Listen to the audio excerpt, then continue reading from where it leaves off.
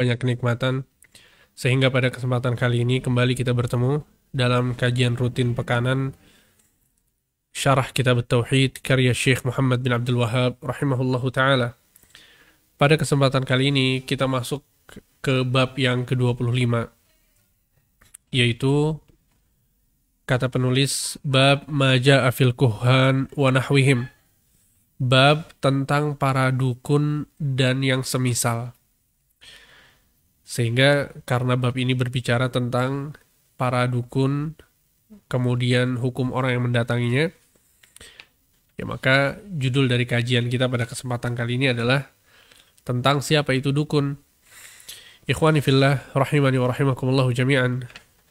Mengetahui tentang hakikat dari para dukun dan orang-orang yang mengaku mengetahui ilmu gaib ini sangat penting sekali.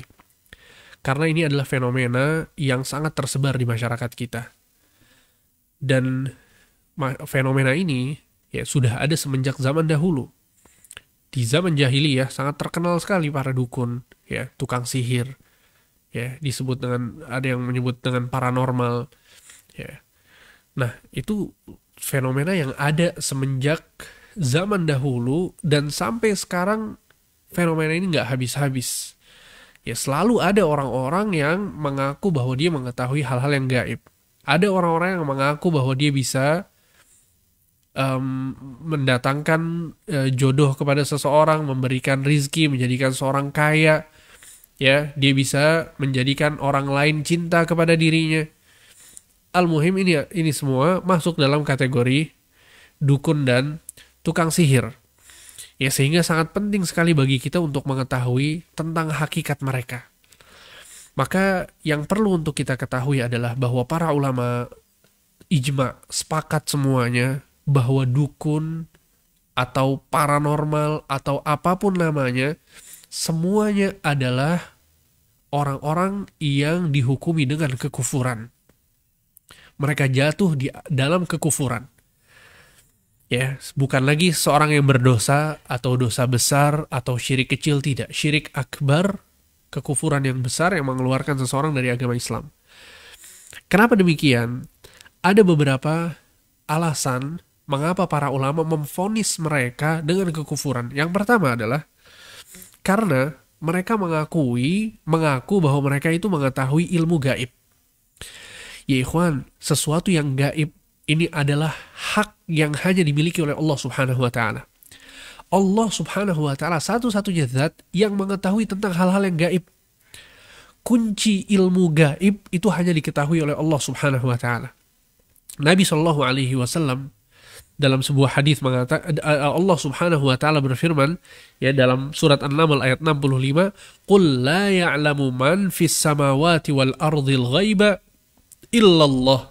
Katakanlah wahai Muhammad, sesungguhnya tidak ada orang yang mengetahui di langit maupun di bumi. Nggak ada makhluk yang bisa mengetahui dimanapun itu, di langit maupun di bumi, tentang yang gaib kecuali Allah. Ya. Sehingga ini adalah satu ayat yang menjelaskan tentang Allah Subhanahu wa Ta'ala satu-satunya zat yang mengetahui tentang hal yang gaib.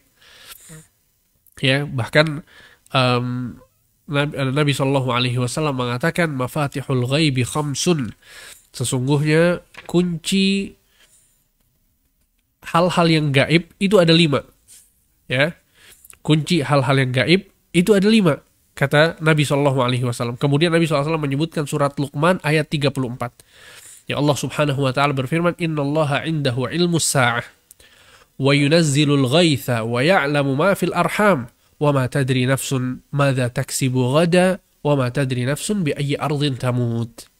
Ya, Nabi SAW berdalil dengan ayat ini ketika menjelaskan tentang mafatihul ghaib, kunci-kunci ilmu gaib.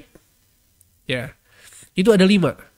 Apa kata Allah yang pertama? Innallaha indahu ilmus sa'ah, sesungguhnya hanya Allah yang mengetahui tentang kapan itu hari kiamat. Ya, Nabi Shallallahu Alaihi Wasallam ditanya oleh Jibril alaihissalam ketika datang kepada Nabi di hadapan para sahabatnya. Kata Jibril alaihissalam, mata sa'ah, ya, kapan hari kiamat itu akan terjadi? Apa kata Nabi SAW? Mal mas'ulu anha bi'a'lama minas sa'il. Tidaklah orang yang ditanya lebih tahu daripada yang bertanya. Apa maksudnya? Maksudnya Nabi nggak tahu, sebagaimana Jibril juga tidak mengetahui. Ya ikhwan, Nabi SAW adalah manusia yang paling mulia. Dan Jibril alaihissalam adalah malaikat yang paling mulia. Ternyata mereka semua nggak tahu kapan itu hari kiamat. Kemudian tiba-tiba ada orang mengaku bahwa dia tahu kapan hari kiamat. Ya akhi, bagaimana mungkin kita mau mempercayai orang ini? Ya affakun athim, kata Allah. Tukang sihir dan dukun-dukun ini adalah orang-orang yang banyak dosa dan tukang berbohong. Ya, sehingga mereka berdusta ketika mereka mengatakan bahwa hari kiamat akan terjadi pada tahun sekian, di hari ini dan seterusnya dan seterusnya. Ya, hal-hal yang semacam ini, kabar-kabar seperti ini bisa dipastikan bahwa itu adalah dusta. Ya, sehingga itu yang pertama, bahwa hanya Allah Subhanahu wa taala mengetahui tentang hari kiamat.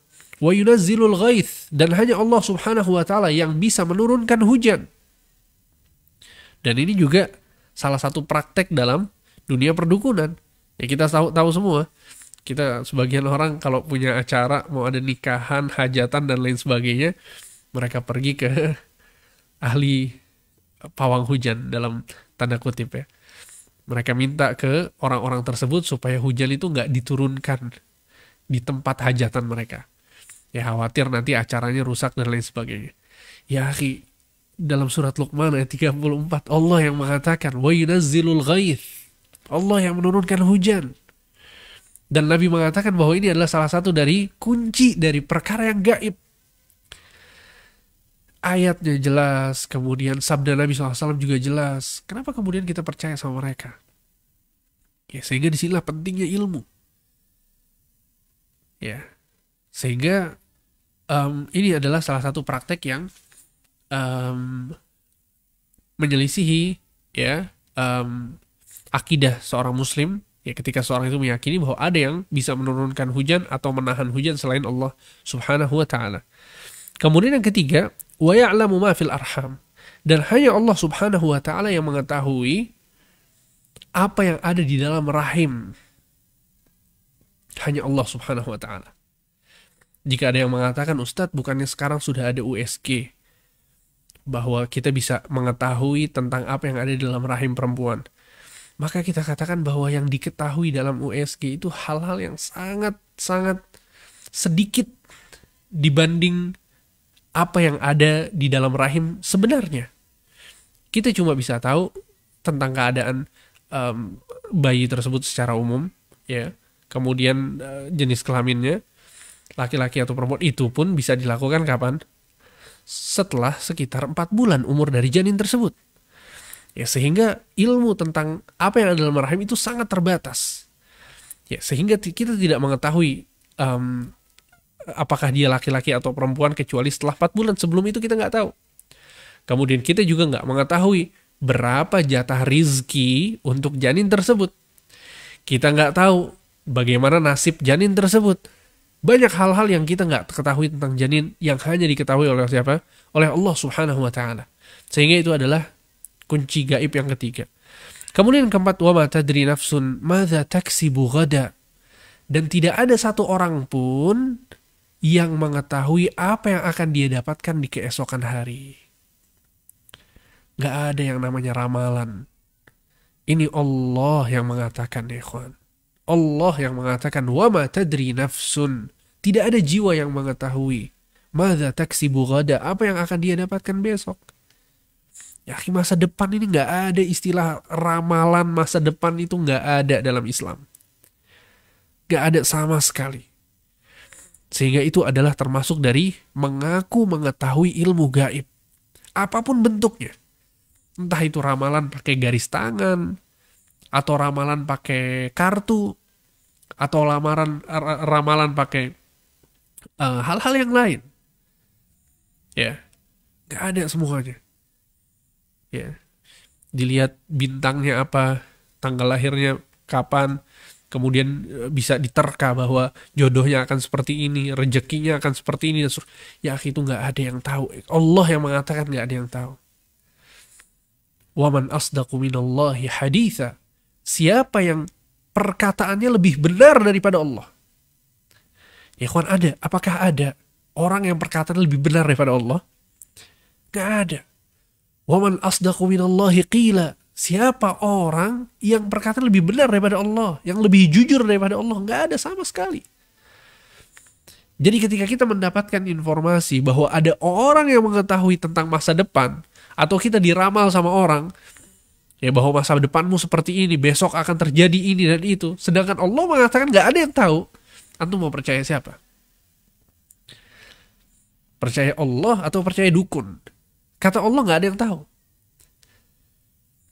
Ya, sehingga ini surat Luqman ayat 34, ya antum baca baik-baik, lihat tafsiran para ulama, dan ini yang harus ada di akidah kita, keyakinan kita bahwa nggak ada yang mengetahui ilmu gaib kecuali Allah Subhanahu wa Ta'ala. Di antaranya adalah tentang apa yang akan terjadi di esok hari. Kemudian yang kelima adalah wa ma tadri nafsun bi ayyi ardin tamut. Dan seorang jiwa itu tidak ada satu jiwa pun yang mengetahui di mana dia akan mati. Kita nggak tahu. Mungkin kita mati di rumah, atau di rumah sakit, atau di jalan. Kita nggak ada yang tahu. Sehingga kalau ada orang yang mengaku bahwa dia bisa tahu kapan, di mana seorang itu akan mati, maka dia adalah orang yang telah mengaku tentang ilmu gaib yang tidak diketahui kecuali oleh Allah Subhanahu wa Ta'ala. Ya, sehingga ini adalah kesalahan fatal yang pertama yang dilakukan oleh dukun. Ya, bahwa mereka mengaku mengetahui ilmu gaib. Kemudian yang kedua adalah bahwa mereka biasa meminta pertolongan kepada jin. Mereka biasa meminta pertolongan kepada jin. Dan Allah Subhanahu wa Ta'ala menjelaskan dalam Al-Quran bahwa meminta tolong kepada jin adalah sesuatu yang tidak dibolehkan. Entah itu konteksnya adalah meminta perlindungan, atau meminta pertolongan, ya, atau minta bantuan, apapun itu. Ya, bahwa manusia dengan jin itu mereka hidup dalam alam yang berbeda. Ya, semuanya adalah hamba-hamba Allah yang Allah Subhanahu wa Ta'ala perintahkan untuk beribadah kepadanya, dan kita nggak boleh meminta kepada mereka. Kita meminta hanya kepada Allah Subhanahu wa Ta'ala. Ya, ini konsep yang sangat jelas, yang nggak boleh dirubah-rubah. Ya, minta itu kepada Allah. Nabi SAW mengatakan, "Idza sa'alta fas'alillah." Jika engkau meminta, mintalah kepada Allah. Wa idza sta'anta fasta'in billah. Dan jika engkau meminta pertolongan, maka mintalah pertolongan kepada Allah. Ya, bukan kepada jin. Nah, para dukun dan tukang sihir, ya mereka ini teman-temannya jin dan setan-setan. Ya, mereka meminta kepada mereka, kepada para jin tersebut. Perhatikan surat Al-Jin ayat 6. Kata Allah Subhanahu wa Ta'ala, "Wa annahu kana rijalun minal insi ya'udzuna birijalin minal jinni fazaduhum rahaqa." Dan bahwasanya ada beberapa orang laki-laki dari kalangan manusia meminta perlindungan kepada beberapa laki-laki dari kalangan jin, maka jin-jin itu menambah bagi mereka dosa dan kesalahan. Subhanallah, lihat. Jin-jin itu menambah dosa dan kesalahan. Karena apa dosa dan kesalahannya itu? Ya karena si manusia ini minta tolong kepada jin, minta perlindungan kepada jin. Al-isti'adzah bi ghairillah. Padahal Allah Subhanahu wa Ta'ala mengatakan, "Qul a'udzu bi rabbil falaq." Katakanlah wahai Muhammad, aku berlindung kepada Tuhan di waktu subuh. Qul a'udzu bi rabbin nas. Katakanlah wahai Muhammad, sesungguhnya aku berlindung kepada Tuhan yang merajai manusia, yang menguasai manusia. Kita diperintahkan oleh Allah untuk meminta perlindungan kepada Allah, bukan kepada jin. Ya, sehingga surat Al-Jin ayat 6 ini adalah dalil yang menjelaskan bahwa orang yang meminta perlindungan kepada jin, meminta pertolongan kepada jin, maka dia terjatuh dalam kesalahan dan dosa yang sangat fatal. Bahkan dalam surat Al-An'am ayat 128, Allah Subhanahu wa taala berfirman, "Wa yauma yahsyuruhum jami'an, ya ma'syaral jinni qad istakthartum minal ins.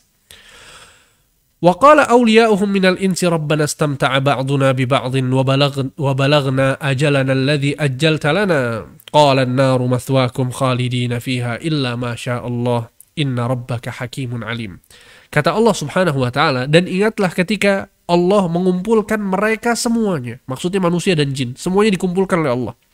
Kemudian Allah berfirman, "Wahai golongan jin, sesungguhnya kalian telah banyak menyesatkan manusia." Tentu perhatikan dialog ya dari Allah Subhanahu wa taala kepada para jin ini. Kata Allah, "Wahai golongan jin, sesungguhnya kalian telah banyak menyesatkan manusia." Maka berkatalah kawan-kawan mereka dari golongan manusia. Lihat, yang menjawab siapa? Teman-teman mereka dari golongan manusia. Qala awliya'uhum minal ins. Rabbana istamta'a ba'duna bi ba'din. Wahai Tuhan kami, sesungguhnya kami saling memberikan kesenangan ketika di dunia. Lihat, manusia mengatakan kami saling memberikan kesenangan dengan jin. Manusianya senang, jinnya senang. Manusia senang dapat pertolongan dari jin, dalam tanda kutip. Jinnya senang karena dipuja-puja sama manusia. Ditinggikan, diagungkan. Kemudian kata Allah, dan Allah bercerita tentang apa yang dikatakan manusia ini, dan sekarang kami telah sampai pada waktu yang telah engkau tentukan bagi kami. Maksudnya sekarang sudah hari kiamat. Apa kata Allah Subhanahu wa ta'ala kepada mereka? Ya ikhwan, kata Allah, qala an-naru mathwaakum khalidina fiha illa ma syaa Allah. Allah mengatakan sesungguhnya neraka adalah tempat kalian selama-lamanya, kecuali dengan kehendak Allah. Lihat, hukuman bagi manusia dan jin yang saling memberikan manfaat. Ya, maksudnya nggak boleh saling minta ke jin, itu nggak boleh.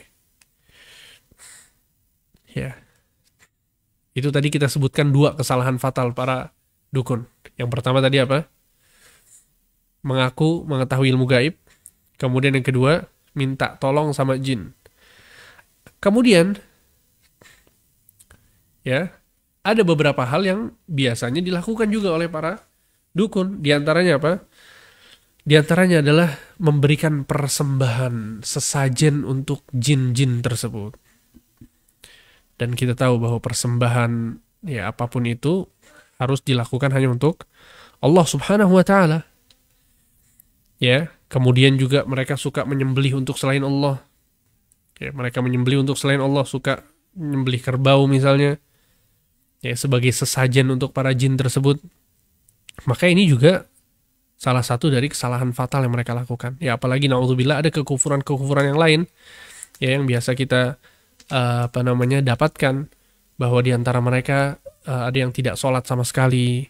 Ya, kemudian ketika mereka mau melakukan sihir dan lain sebagainya, mereka suka menghinakan Al-Quran misalnya, ya, dan praktek-praktek kekufuran yang lainnya. Ya, na'udzubillah min dzalik. Sehingga maksudnya adalah bahwa ini adalah hukum Islam ya kepada para tukang sihir dan dukun. Dan ini sudah kita bahas ya sebagiannya di pertemuan-pertemuan yang lalu ketika kita membahas tentang masalah sihir. Ya, baik. Kemudian ya ikhwan,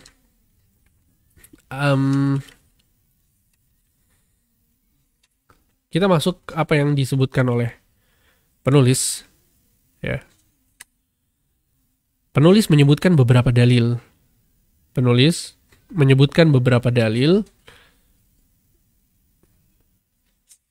Ya, di antaranya adalah yang pertama, kata beliau, dan diriwayatkan oleh Imam Muslim dalam sahihnya, bahwa beliau meriwayatkan dari salah seorang istri Rasulullah SAW bahwa Rasulullah SAW bersabda, "Man ata arrafan fasa'alahu an syai'in fasaddaqahu lam tuqbal lahu salatun arba'ina yawman." Lam tuqbal lahu salatun arba'ina yawman.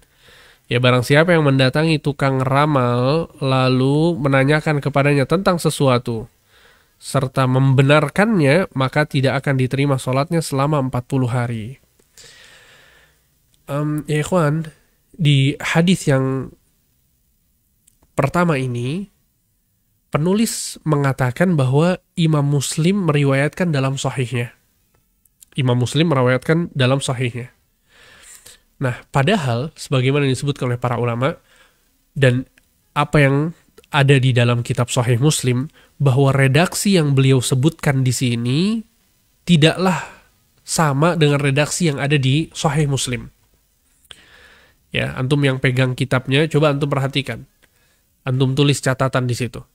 Bahwa di sini penulis menyebutkan bahwa Imam Muslim meriwayatkan dalam sahihnya. Padahal dalam Sahih Imam Muslim itu tidak seperti ini redaksinya. Ya. Di sini beliau mengatakan man ata arrafan fasa'alahu an syai', barang siapa yang mendatangi tukang ramal lalu menanyakan kepadanya tentang sesuatu, fasaddaqahu lam tuqbal lahu salatun arba'ina yauman. Ya, lalu membenarkannya, fasaddaqahu. Nah, kata-kata fasaddaqahu ini tidak ada dalam kitab Sahih Muslim. Faham antum ya? Karena ini akan berbeda hukumnya yang nanti akan kita jelaskan. Intinya adalah bahwa yang ada di dalam Sahih Muslim adalah bahwa barang siapa yang mendatangi tukang ramal lalu bertanya kepadanya tentang sesuatu, maka tidak diterima sholatnya selama 40 hari. Ya, redaksinya seperti itu. Jadi nggak ada kata-kata membenarkannya. Faham antum ya? Dan kata-kata yauman, ya dalam Sahih Muslim juga disebutnya lailah.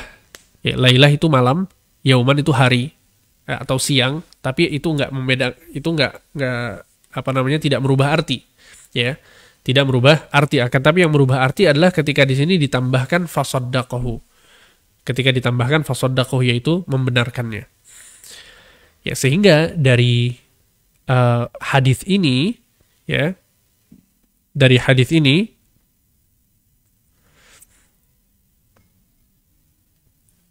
ini para ulama mengatakan bahwa orang yang datang kepada dukun atau tukang ramal lalu dia bertanya tentang sesuatu karena hubbul istitla', ya karena iseng-iseng aja, maka sholatnya nggak diterima selama 40 hari.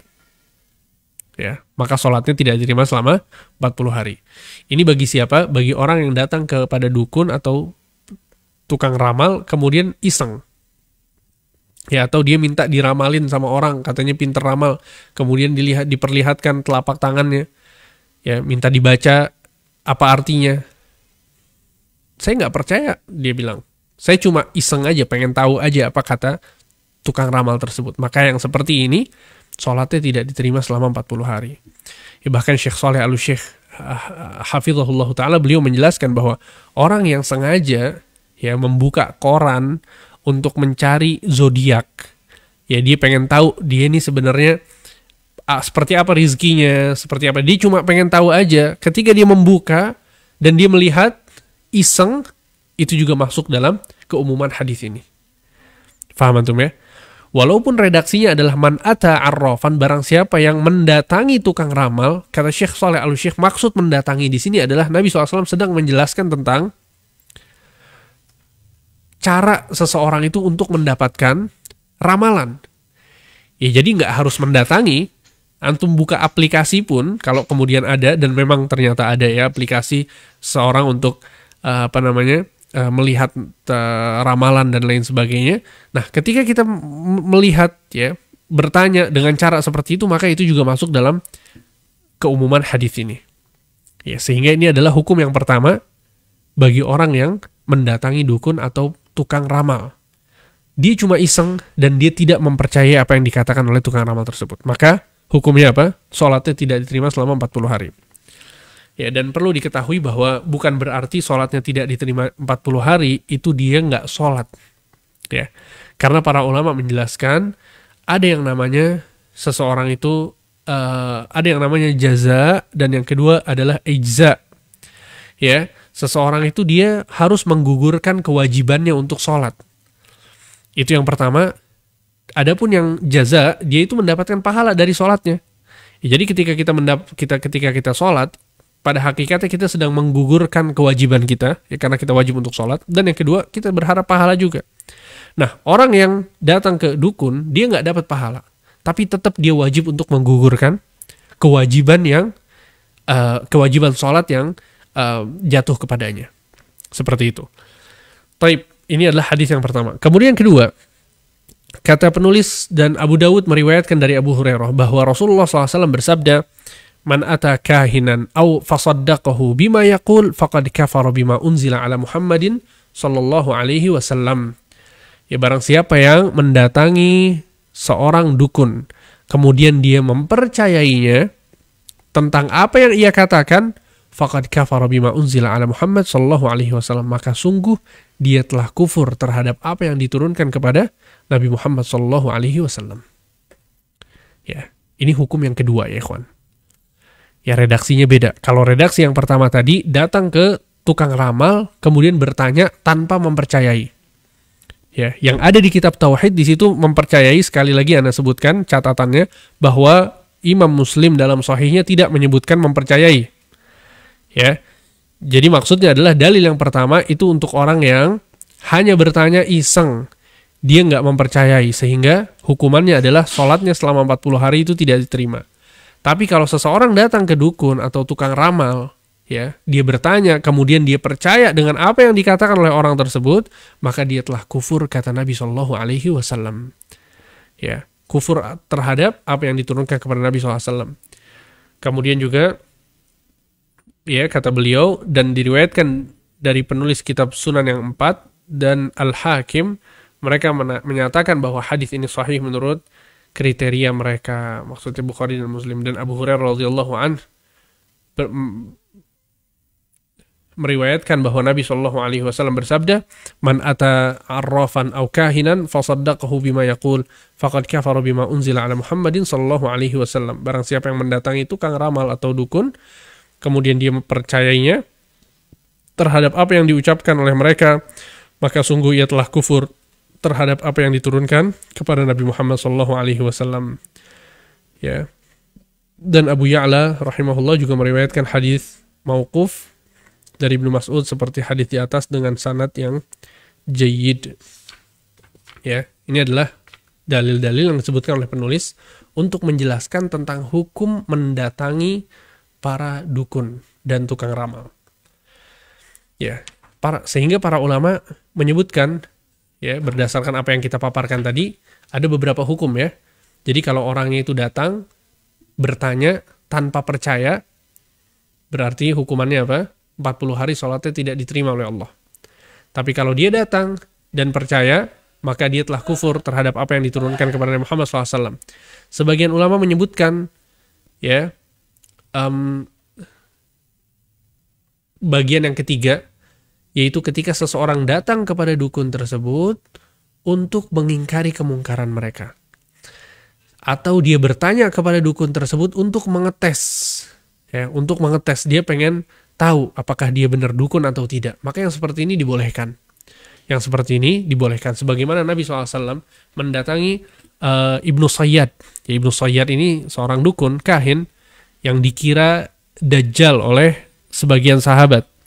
Nabi SAW mengatakan, "Inni khabba'tu laka khabi'an." Kata Nabi, sesungguhnya aku menyembunyikan sesuatu. Coba tebak apa yang aku sembunyikan.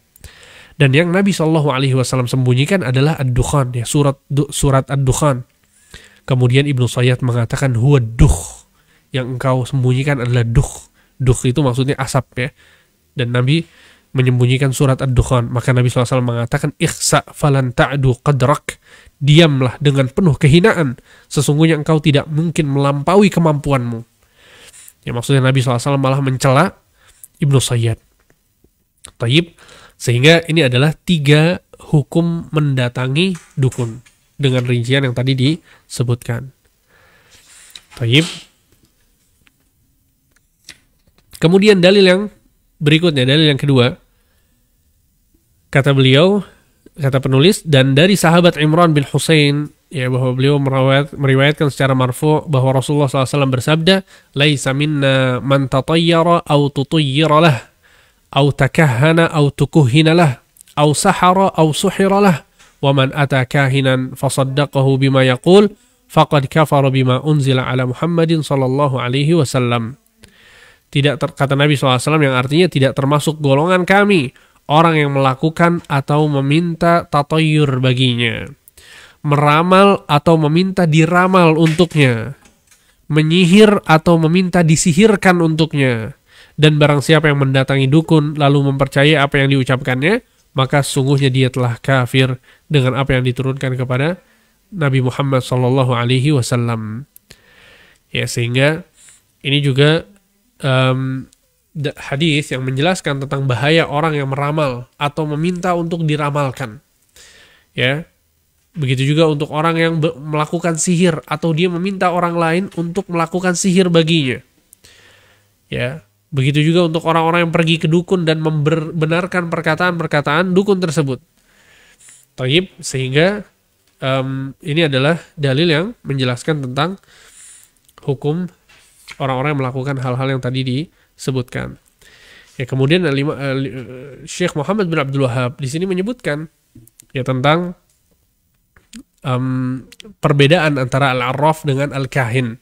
Kita lihat ya bahwa redaksi hadis yang dibawakan oleh penulis yang disabdakan oleh Nabi Shallallahu Alaihi Wasallam tentang mendatangi para dukun dan tukang ramal ini, Nabi menyebutkan kata-kata al-arraf dan juga al-kahin. Al-arraf dan juga al-kahin. Kita menerjemahkannya di bahasa Indonesia biasanya tukang ramal atau dukun, gitu ya. Di sini penulis membawakan perkataan Al-Imam Al-Baghawi rahimahullah. Beliau berkata, Al-Arraf alladhi yadda'i ma'rifatal umur bimuqaddimatin yastadillu biha 'ala al-masruq wa makanid dhallah wa nahwi dhalik. Ya, Al-Arraf adalah seseorang yang mengaku mengetahui dengan menggunakan isyarat-isyarat untuk menunjukkan barang curian atau tempat barang hilang dan yang semacamnya. Ya, itu siapa? Itu Arraf. Itu adalah Arraf. Seseorang yang mengetahui tentang hal-hal gaib yang berkaitan dengan barang curian. Ya. Dan yang semisalnya. Waqila huwal kahin. Ya, sebagian ulama juga mengatakan bahwa yang seperti itu adalah al-kahin. Wal kahin, dan adapun al-kahin, dukun, ya, al-kahin, huwa alladhi yukhbir 'anil mughayyabat fil mustaqbal. Kahin itu seorang yang memberitahukan tentang kabar-kabar yang akan datang di masa depan. Waqil alladhi yukhbiru amma fid dhamir, dan dikatakan juga bahwa dia bisa memberitahukan apa yang tersimpan dalam hati seseorang. Taib, sehingga ini adalah perbedaan antara al-arraf dan al-kahin. Ya, kemudian Syekhul Islam Ibnu Taimiyah mengatakan al-arraf ismul kahin wal munajjim war rammal wa nahwihim. Ya, al-arraf adalah sebutan untuk tukang dukun, tukang nujum, ya, peramal dengan bintang, ya, peramal masa depan dan yang semisalnya. Ya, mimman yatakallamu fi ma'rifatil umur bihadhihi turuq. Ya, yang menyatakan tahu tentang perkara-perkara yang gaib dengan cara-cara tersebut. Ya, sehingga ini perbedaan yang disebutkan oleh para ulama. Akan tetapi, ya, sebagian ulama mengatakan bahwa jika disebutkan al-kahin, maka masuk di dalamnya al-arraf. Dan jika disebutkan al-arraf, maka masuk di dalamnya al-kahin. Ya, jadi al-kahin itu orang-orang yang mengetahui, yang memberitahukan tentang hal-hal yang gaib yang berkaitan dengan masa depan. Ya, kalau arraf itu yang berkaitan dengan saat ini. Ya, barang curian nggak tahu di mana. Ya, atau yang sudah lalu, kita nggak tahu siapa yang mencuri, misalnya dompet kita, siapa yang mencuri harta kita. Nah, itu perginya ke arraf. Nah, itu perbedaan yang disebutkan oleh para ulama. Taib, Ibnu Abbas radhiyallahu anhu ardhah, di sini penulis mengatakan Ibnu Abbas berkata tentang orang-orang yang menulis abajad dan melihat bintang-bintang. Kata beliau, ma ara man fa'ala dzalika lahu 'indallahi min khalaq. Aku berpendapat bahwa orang yang mempraktekkan hal tersebut, maksudnya meramal dengan abajad dan bintang-bintang, mereka tidak akan beruntung di akhirat kelak. Mereka tidak akan beruntung di akhirat kelak. Apa itu abajad? Abajad, ya ikhwan. Al-abajad itu mungkin bahasa Indonesianya abjad kali ya. Jadi dia adalah kumpulan huruf-huruf yang memiliki makna-makna tertentu. Kumpulan huruf-huruf yang memiliki makna-makna tertentu. Ya, jadi huruf-huruf ini, huruf-huruf abjad ini, tujuannya itu berbeda-beda, bermacam-macam. Ya, sebagian ulama menggunakan huruf-huruf ini untuk ya menyusun suatu angka,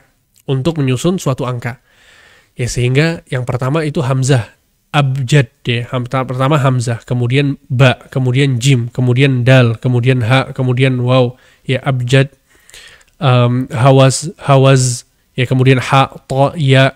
Nah, itu dibalik dari huruf-huruf itu ada angka-angka yang menjadi makna bagi huruf tersebut. Contoh nih, hamzah itu artinya adalah 1, ba artinya 2, jim artinya 3, dal artinya 4. Ya, sehingga terkadang sebagian ulama ya seperti Syekh Abdurrahman As-Sa'di rahimahullahu taala ketika beliau menyebutkan tahun pembangunan masjid jami' beliau yang menjadi imam di situ, kata beliau ighfir lana. Masjid ini dibangun pada tahun ighfir lana. Ighfir lana itu artinya ya Allah ampunilah dosa-dosaku, dosa-dosa kami. Tapi kalau dilihat ighfir yang pertama kan hamzah. Ya, hamzahnya itu 1 berarti. Kemudian ghainnya itu huruf artinya berapa angkanya. Fa-nya berapa. Kemudian ditambahkan jumlahnya itu 1362. Maksudnya di tahun 1362 Hijriah. Faham antum ya? Ini cara menggunakan abjad sebagian ulama itu seperti itu. Kemudian seperti disebutkan di sini bahwa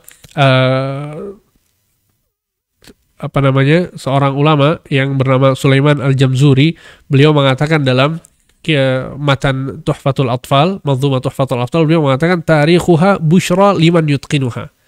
Ya, tanggal penulisan risalah ini, kitab ini, manzumah ini adalah busyra liman yutqinuha. Busyra liman yutqinuha itu maksudnya kabar gembira bagi orang yang mutqin, memahami apa yang aku tulis.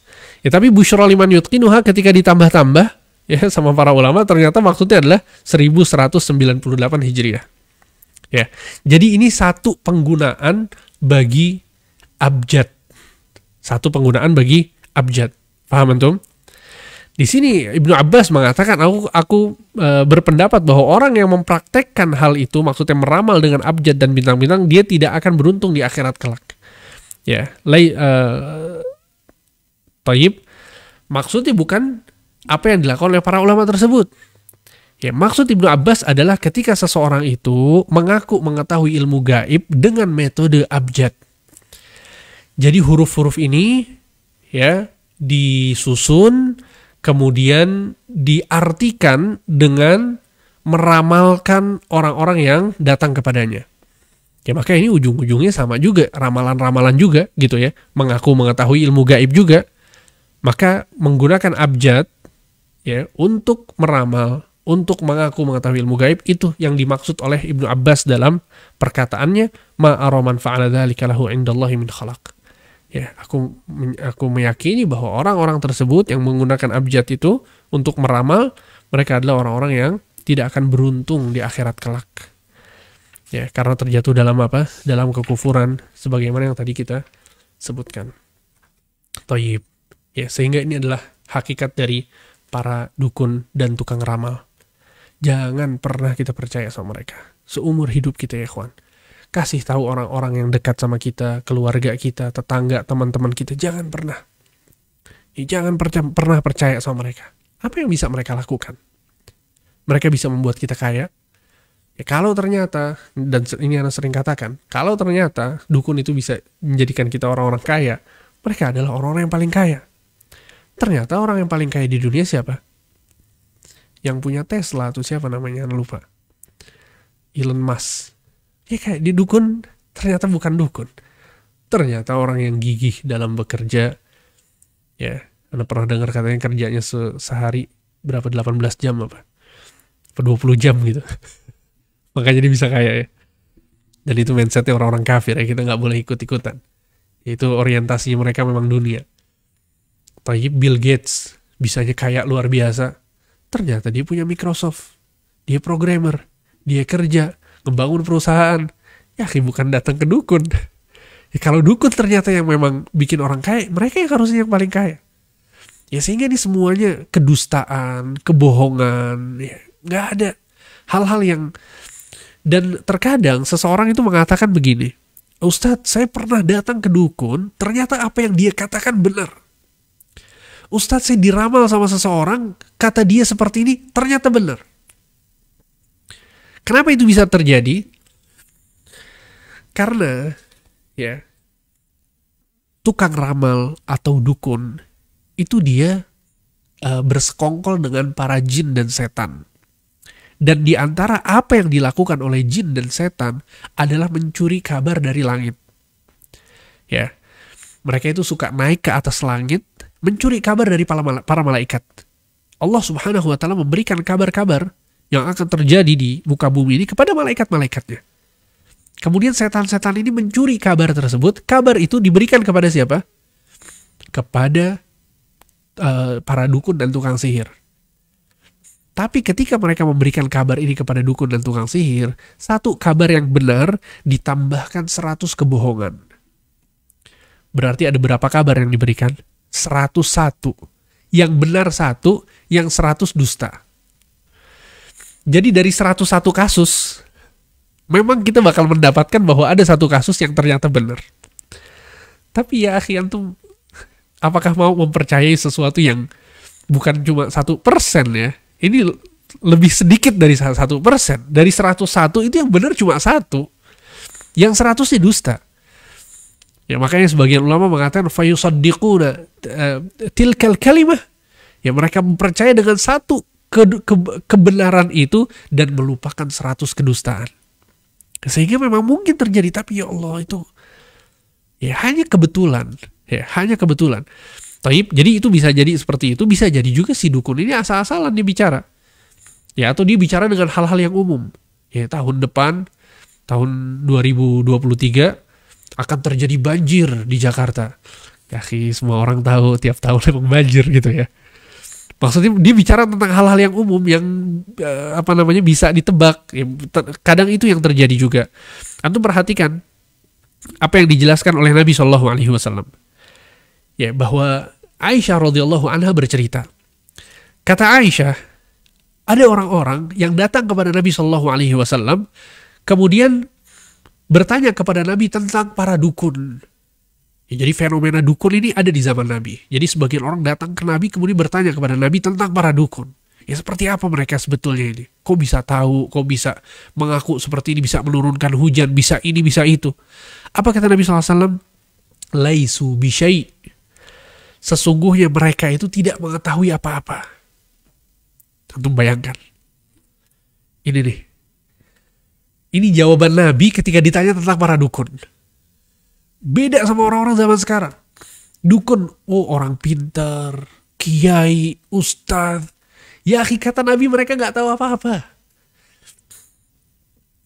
Ya sehingga ini juga nih yang jadi masalah ketika ya orang-orang sebagian mengustadkan diri, kemudian menganggap bahwa dia adalah orang hebat, kemudian menjual ya kehebatan dia itu di hadapan orang-orang, dan itu nggak benar. Ya Nabi SAW yang mengatakan bahwa laisu bisyai, mereka itu bukan siapa-siapa, mereka nggak tahu apa-apa kata Nabi SAW, para dukun ini. Kemudian kata orang-orang itu, antum lihat, ini hampir sama persis dengan apa yang dikatakan oleh orang zaman sekarang. Kata sahabat-sahabat Nabi ini, ya Rasulullah, wahai Rasulullah, fa'innahum yuhaddithuna ahyanan bisyai'i yakunu haqqan, wahai Rasulullah. Terkadang mereka mengatakan sesuatu, ternyata itu benar terjadi. Apa kata Nabi SAW? Tilkal kalimah minal haqqi yakhtafuha al-jinli. Sesungguhnya itu adalah kabar yang dicuri oleh jin dari langit. Fayuqirruha fi udhuni waliyih. Kemudian ia memperdengarkan kabar tersebut ke telinga para dukun. Qarrad dajajah, sebagaimana ayam betina yang bersuara. Fayakhlituna fiha akthar min mi'ati kadzbah. Kemudian mereka menambahi kabar tersebut dengan lebih dari 100 kebohongan. Subhanallah. Ya, jadi ini jawaban dari Nabi SAW kepada orang-orang yang mengatakan, wahai Rasul, terkadang terjadi apa yang mereka ramalkan. Ternyata jawabannya seperti itu. Ya. Sehingga buat apa kita mengejar sesuatu yang dipenuhi dengan kedustaan, apalagi hukumnya adalah kekufuran. agama yang kemudian melayang, yang hilang dari kita itu agama kita. Taib, kemudian juga dalam hadis lain, ya Sahih Bukhari, dalam Sahih Bukhari Nabi SAW mengatakan al-malaikatu tatahaddatsu fil anan. Para malaikat saling berbicara di atas awan, maksudnya di langit. Bil amri yakunu fil ard, tentang berbagai urusan yang terjadi di bumi atau yang akan terjadi di bumi. Fatasma'u syayatinul kalimah, lalu didengar oleh setan-setan. Fatakurruha fi udhunil kahin, kemudian setan itu membisikkan kabar tersebut kepada telinga para dukun. Kama tuqarrul qarurah, sebagaimana botol ditiup, ya. Fayaziduna ma'aha mi'ata kadzbah, kemudian setan-setan itu menambahkan kabar yang didengarnya dengan 100 kedustaan. Ya, jadi bisa jadi benar, tapi ingat ada 100 kedustaan di sana dan hukumnya adalah kekufuran. Nauzubillahi min dzalik. Buat apa kita datang kepada mereka? Ya, kemudian juga ada hadis yang panjang, ini udah kita bahas juga sebetulnya, tapi nggak apa-apa kita sebutkan sebagai faedah, ya, bahwa Nabi SAW bercerita, "Idza qadallahu al-amra fis sama', darabatil malaikatu bi ajnihatiha khud'anan liqaulih, ka'annahu silsilatun 'ala safwan, fa idza fuzzi'a 'an qulubihim qalu madza qala rabbukum, qalu lilladzi qala al-haqq wa huwal 'aliyyul kabir." Ketika Allah menetapkan suatu urusan di langit, para malaikat meletakkan sayapnya karena tunduk kepada perintah Allah. Ya, firman Allah yang mereka dengarkan itu seolah-olah seperti suara gemerincing rantai di atas batu yang keras, sangat keras sekali suaranya. Ya, kemudian ketika rasa takut mereka telah dihilangkan dari hati mereka, mereka pun mengucapkan di antara mereka, apa yang telah difirmankan oleh Tuhan kami, Tuhan kalian. Mereka pun menjawab, yang telah difirmankan adalah al-haq, perkataan yang benar. Wahuwal aliyul kabir, dan dia adalah maha tinggi dan maha besar. Fayasma'uha mustariqus sama' wa mustariqus sam'i hakadha ba'duhu fawqa ba'd. Ya, setan-setan pencuri berita pun mendengarkan kabar tersebut, dan setan itu posisinya saling bertumpuk-tumpuk. Ya, seperti ini. Ya, Sufyan menggambarkannya dengan memiringkan telapak tangannya kemudian merenggangkannya. Maksudnya mereka saling bertumpuk-tumpuk dari bumi itu terus bertumpuk-tumpuk untuk mencuri kabar yang ada di langit. Kemudian yang paling atas, ya, fayasma'ul kalimah, setan yang paling atas mendengarkan berita tersebut. Fayulqiyaha ila man tahtahu hatta yulqiyaha al-akhar ila man tahtahu hatta yulqiyaha ala lisani sahir awil kahin. Ya, sehingga yang paling atas ini segera menyampaikannya kepada setan yang ada di bawahnya. Yang ada di bawahnya menyampaikan lagi kepada setan yang ada di bawahnya lagi. Terus demikian sampai yang paling bawah nanti menyampaikan kabar tersebut kepada sihir dan tukang sihir dan dukun. Farubbama adraka syihab qabla an yulqiyaha wa rubbama alqaha qabla an yudrikah. Terkadang setan itu terkena api sebelum sempat menyampaikan berita tersebut. Ya, rujuman lisyayatin. Bintang itu diantara fungsinya sama Allah dijadikan untuk melempari setan-setan yang mencuri kabar tadi. Ya, jadi terkadang kabar itu belum sampai ke dukun, belum sampai ke bawah, tapi sudah terkena apa? Bintang terlebih dahulu, api terlebih dahulu. Ya. Warubbama alqaha qabla an yudrikah. Ya, dan bisa jadi berita itu sudah sampai baru kemudian terkena api. Jadi maksudnya bisa jadi kabar itu sampai di bawah gitu ya. Fayakdzibu ma'aha mi'ata kadzma, lalu mereka menambahkan berita tersebut dengan 100 kedustaan. Fayuqal, kata Nabi SAW, antum perhatikan baik-baik nih. Kata Nabi SAW, fayuqal, maka orang-orang mengatakan, alaysa qad qala lana yawma kadza kadza wa kadza, fayusaddaqu bitilkal kalimah allati sami'a minas sama. Orang-orang yang mendatangi dukun itu mengatakan, bukankah pada hari ini dan itu dia telah mengabarkan kepada kita bahwa akan terjadi demikian dan demikian? Ya, ternyata benar gitu. Maka dukun itu pun dipercaya karena satu kalimat yang telah didengarnya dari langit. Ya, hadis sahih riwayat Bukhari. Lihat, kata Nabi, sebagian orang tertipu karena benar apa yang dikatakan oleh dukun tersebut. Ini fitnah, ujian dari Allah Subhanahu wa Ta'ala. Allah bisa saja menutup pintu ini ya, supaya nggak bisa dicuri sama sekali kabarnya, tapi ini fitnah. Ini ujian dari Allah Subhanahu wa Ta'ala. Apakah kita mau mengikuti mereka? Ya, apakah kita mau mengikuti mereka, percaya kepada mereka, padahal mereka adalah Kata Allah Subhanahu wa taala, affakun athim. Ya, orang-orang yang banyak em, dosa, banyak berdusta dan banyak dosa. Ya, dalam surat Asy-Syu'ara ayat 221 dan 222, Allah Subhanahu wa taala berfirman, "Hal unabbiukum ala man tanazzalu syayatin?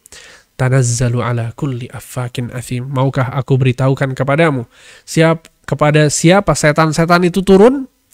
Mereka turun kepada para pendusta dan banyak dosa. Maksudnya siapa? Tukang sihir. Ya. Sehingga ini adalah penjelasan tentang siapa itu dukun dan bahayanya mereka dan bahaya orang-orang yang datang kepada mereka beserta ancaman yang disebutkan oleh Nabi SAW. Semoga apa yang disampaikan bermanfaat. Wassallallahu ala nabiyina Muhammad wa ala alihi wa sahbihi ajma'in. Jazakallah khairan Ustaz atas penjelasannya. Alhamdulillah kita sudah menyelesaikan sesi pemaparan materi. Kita akan masuk ke sesi tanya jawab saat ini. Ana izin untuk membaca beberapa pertanyaan dari kolom chat terlebih dahulu sebelum nanti Ana coba untuk persilakan pada forum jika ada pertanyaan.